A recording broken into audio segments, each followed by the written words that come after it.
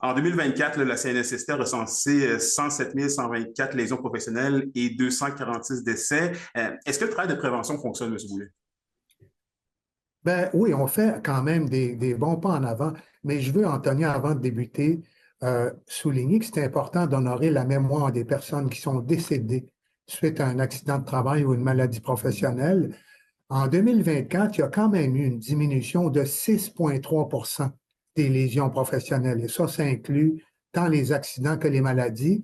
Et donc, c'est signe que la prévention est une culture qui s'intègre de plus en plus dans les milieux de travail. Mais il y a eu 246 décès, comme tu viens de le mentionner.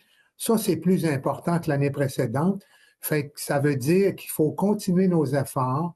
Il faut faire de la prévention avec les travailleurs, les travailleuses, les syndicats, les employeurs. Et c'est quoi faire de la prévention de manière plus concrète? Identifier les risques d'accident. Si on les identifie bien, on peut les contrôler puis éventuellement les éliminer. Et parlez-moi des secteurs peut-être les plus à risque, les plus touchés par des accidents de travail, là.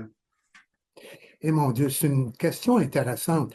Évidemment, dans la construction, il y a beaucoup de travail de nature physique. C'est là qu'il y a le plus d'accidents de travail, particulièrement le plus de décès. Mais dans des environnements manufacturiers où il y a beaucoup de gestes répétitifs sur des périodes de temps prolongées, il y a beaucoup de lésions musculo-squelettiques. Il faut se rappeler que dans nos milieux miniers, forestiers, il faut avoir des comités paritaires de santé et sécurité du travail, permettre aux travailleurs, travailleuses de participer.